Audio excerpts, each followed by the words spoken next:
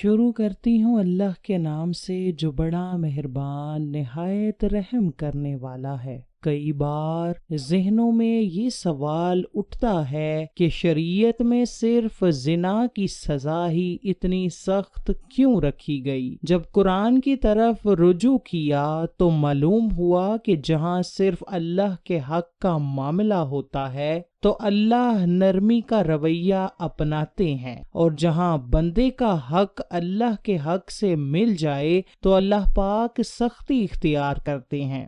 دو افراد کے زنا کے متاثرین، دو فرد، دو خاندان، دو قومیں، دو گروہ یا دو قبیلے نہیں بلکہ پوری امت ہے۔ قتل کے گناہ کی سزا بھی قتل ہے، جیسا کہ قرآن مجید میں ارشاد ہے، جس نے ایک انسان کو قتل کیا اس نے پوری انسانیت کو قتل کیا، مگر یہاں آپس میں صلح صفائی کی بنیاد پر کچھ رعایت بھی دے دی۔ چوری کی سزا ہاتھ کاٹنا، قتل کی سزا قتل کرنا، مگر زنا کی سزا یوں بھی اپنی شدت میں بڑھ کر چوری کی سزا ہاتھ کاٹنا، قتل کی سزا قتل ہے، مگر زنا کی سزا یوں بھی اپنی شدت میں بڑھ کر ہے کہ یہ چھپ کر نہیں بلکہ سرعام مجمع میں دینی ہے، اور ہر پتھر جسم پر ایک زخم بنائے گا جب تک جان نہ نکل جائے۔ اس میں حکمت یہ ہے کہ جیسے اس گناہ کے عمل میں اس کے جسم نے لطف اٹھایا تو اب موت بھی لمحہ لمحہ، یعنی زانی جب تک اپنے خون میں غسل نہ کرے اس کی توبہ قبول نہ ہوگی۔ مگر کیا اللہ پاک اتنے بے انصاف ہیں کہ ایک گناہ کی اتنی بڑی سزا رکھ دی مگر اس سے بچنے کی کوئی ترکیب یا طریقہ نہ سکھایا؟ ایسا نہیں ہے۔ اللہ تعالیٰ نے اس امت کو اپنے نبی صلی اللہ علیہ وسلم کے واسطے سے قرآن و حدیث کے ذریعے اس گناہ سے بچنے کے لیے پورا پلان پیش کیا ہے۔ احکامات کی مکمل فہرست ہے۔ آئیں ان ڈوز اور ڈونٹس کی پوری لسٹ ہے، سب کا جائزہ لیں۔ پہلا حکم استئذان یعنی اجازت طلب کرنا۔ کسی کے گھر یا کمرے میں بلا اجازت مت جاؤ۔ بھائی بہن کے، باپ بیٹی کے، ماں بیٹے کے کمرے میں جانے سے پہلے اجازت طلب کرے۔ شریعت اس طرح ہمیں مزاج سکھا رہی ہے، اور آج اس حکم پر عمل نہ کرنے سے محرم فرشتوں میں بھی خرابی آ رہی ہے۔ گھر میں دو حصے رکھیں، پرائیویٹ رومز یعنی ذاتی کامن رومز، یعنی عام پرائیویٹ کمروں میں محرم اجازت سے اور اجنبی بالکل مت جائیں تاکہ ایک دوسرے کو نامناسب حالت میں نہ دیکھ لیں۔ الگ الگ کمرے یعنی ڈرائنگ روم وغیرہ میں مرد ہی مرد ہوں، عورتیں بالکل نہ ہوں، چاہے کزنز ہوں یا سسرالی رشتہ دار۔ مگر المیہ یہ ہے کہ ہمارے ہاں کزنز کھلم کھلا فیملی کزنز کے کمروں میں جاتے ہیں، چھیڑ خانی ہو رہی ہے، ہنسی مذاق اور آؤٹنگ وغیرہ چل رہی ہوتی ہے، اور اسی دوران شیطان اپنا وار کر دیتا ہے۔ عورتیں یاد رکھیں کہ مرد زبردست اور عورتیں زیر دست ہوتی ہیں۔ کیا یہ ممکن ہے کہ کوئی عورت پاک رہنا چاہے مگر مرد اس کو پاک نہ رہنے دے؟ دوسرا حکم نظر کی حفاظت ہے۔ نظروں کو نیچا رکھیں اور اپنی حیا کی حفاظت کریں۔ یہ حکم مرد عورت دونوں کے لیے ہے۔ عورتوں کی شادی بیاہ اور مردوں کی بازاروں میں اکثر نظر بہکتی ہے۔ کوئی مہمان آئے تو عورتیں جھانکتی تاکتی ہیں، باپ بھائیوں کے دوستوں سے ہنس ہنس کر بول رہے ہوتے ہیں، جبکہ شریعت تو دیکھنے سے بھی سرونگ ملنا اور منع کر رہی ہے، مردوں عورتوں کی یہ عادت شادی بیاہ میں کھل کر سامنے آتی ہے جب بے حیائی اپنے عروج پر ہوتی ہے۔ دو اندھے اکثر آمنے سامنے بیٹھے ہیں تو ان کو نہیں معلوم کہ سامنے والا کیسا، کتنی عمر کا ہے، مگر شریعت ایک نابینا اور اندھے کو بھی آمنے سامنے بیٹھنے سے منع کرتی ہے، جیسا کہ سیدنا عبداللہ بن ام مکتوم رضی اللہ تعالی عنہ حدیث سے ثابت ہوتا ہے کہ عورتوں اور مردوں کو کئی بار مجبوری میں بات بھی کرنی پڑ جاتی ہے، جیسے بازار وغیرہ، تب شریعت چہرے پر نظر ڈالنے سے منع کرتی ہے۔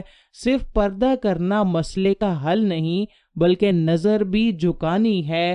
امام غزالی رحمت اللہ علیہ فرماتے ہیں کہ نظر سوچ کے اندر تصویر لے جاتی ہے، یہ تصویر خواہش میں بدل جاتی ہے اور پھر یہی خواہش بے حیائی کا راستہ دکھاتی ہے۔ تیسرا حکم زینت کو چھپانا۔ پردہ اور چیز ہے اور زینت اور چیز عورت کے اعضائے زینت نماز میں چھپانے والے اعضاء ہیں۔ کوشش کریں کہ اس فتنہ کے دور میں محارم سے بھی زینت والے اعضاء چھپائے جائیں۔ اپنے سینے اور گریبان کو خصوصاً ڈھانپیں۔ مرنے کے بعد اللہ تعالیٰ 4 کپڑوں میں عورتوں کو ڈھانپ کر قبر میں بھیجنے کو کہتا ہے۔ ہم عورتوں نے زندگی میں 2 کپڑوں کا لباس معمول بنا لیا ہے کہ اب تو بوتیکس بھی دوپٹے آرڈر پر تیار کرتی ہیں، کیونکہ عورتیں 3 کپڑے بھی پہننے پر راضی نہیں۔ مسلمان عورتوں کا غیر مسلم عورت سے بھی نماز والا پردہ ہے، یعنی سوائے چہرے، دونوں ہاتھ اور پاؤں کے باقی جسم چھپانا ہے، مگر یہاں تو ویکس بھی کروائی جاتی ہے اور فیشلز بھی۔ مرد حضرات پبلک یا گھر میں شارٹس نہیں پہن سکتے، اب حیا دار ہوں گے تو گھر میں عورتیں بھی اپنی حیا کو متقدم رکھیں گی، ورنہ سب سے پہلے بگاڑ گھروں کے ماحول سے ہی شروع ہوتا ہے۔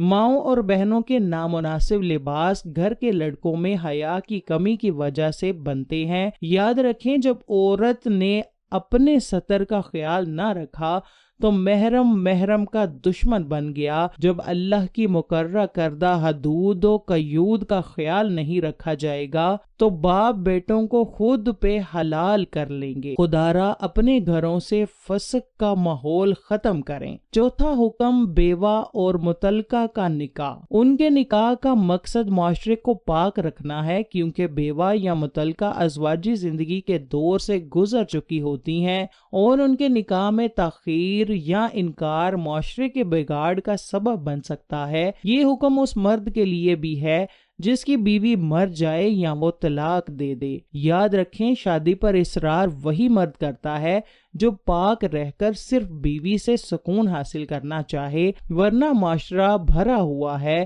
ایسے غلیظ لوگوں سے جو شادی کو بوجھ سمجھتے ہیں، کیونکہ انہیں اس بوجھ کو گلے میں ڈالے بنا بھی سب کچھ مل رہا ہوتا ہے۔ اللہ تعالیٰ نے اجازت دی ہے کہ ایک سے خواہش پوری نہیں ہوتی تو 2 شادیاں کر لو، 3 کر لو، 4 کر لو، اور اس میں بھی بیوی کی اجازت بھی شرط نہیں۔ ہاں، بیوی کے حقوق پورے کرنا فرض ہے، مگر کیا کیا جائے اس اخلاقی طور پر دیوالیہ معاشرے کا کہ جو گرل فرینڈز تو 10 برداشت کر لیتا ہے مگر بیوی 1 سے 2 نہیں۔ اسی طرح بیوہ یا مطلقہ کی شادی پر ایسے بے شرم تبصرے اور اعتراضات کیے جاتے ہیں کہ اللہ کی پناہ۔ نکاح میں بہت تاخیر نہ کی جائے۔ ہم گھروں میں کیبل لگوا کر، کھلی آزادی دے کر، کو ایجوکیشن میں پڑھا کر، پھر اپنے بچوں سے رابعہ بصری اور جنید بغدادی بننے کی توقع کرتے ہیں تو ہم احمقوں کی جنت میں رہتے ہیں۔ 2 جوان لڑکا لڑکی جب یونیورسٹی کے آزاد اور روشن خیال ماحول میں پڑھیں گے تو ان کو تعلق بنانے سے کون روکے گا؟ جب گھروں میں دینی تربیت نہ ہو، مائیں اسٹار پلس کے ڈراموں اور کپڑوں کی ڈیزائننگ میں مگن رہتی ہوں، اولاد کی سرگرمیوں اور ان کی صحبت سے نا واقف ہوں، تو جیسی خبریں آئے دن اخبارات کی زینت بنتی ہیں وہ بعید نہیں۔ مگر ہمیں تو یہ سکھایا جاتا ہے کہ جب نظروں میں حیا ہو تو پردے کی ضرورت نہیں۔ اس کا تو یہ مطلب بھی بنتا ہے کہ جب نظروں میں حیا ہو تو پھر کپڑوں کی ضرورت بھی نہیں۔ یہ اللہ تعالیٰ کا اپنے محبوب کی امت پر خاص احسان ہے کہ اس نے ہم میں پچھلی قوموں کے تمام گناہ دیکھ کر بھی ہمیں غرق نہیں کیا، ورنہ بنی اسرائیل کے لوگ تو بندر بھی بنائے گئے اور خنزیر بھی۔ توبہ کے دروازے بند نہیں اور نہ ہی رب کی رحمت مدھم ہو گئی ہے۔ جب اللہ کی محبت اور ایمان کی روشنی دل میں آ جاتی ہے تو یہ نور اعلیٰ نور ہے۔ اب ایسے دل میں بے حیائی داخل نہیں ہو سکتی۔ ایمان کا نور لینا ہے تو ان گھروں میں جا کر بیٹھ جاؤ جہاں صبح شام اللہ تعالیٰ کا ذکر اور تسبیح و پاکی بیان ہوتی ہے۔ یعنی مسجدیں توبہ سے شاید دن گزرنے کا انداز بدل جائے، راتوں کی بے چینی سجدوں کے سرور میں بدل جائے، اور جب یہ میڈیا اور معاشرہ تمہاری توبہ کو کھانے لگے تب فیصلہ ہوگا کہ تم اس رب العزت کے غلام ہو یا اپنے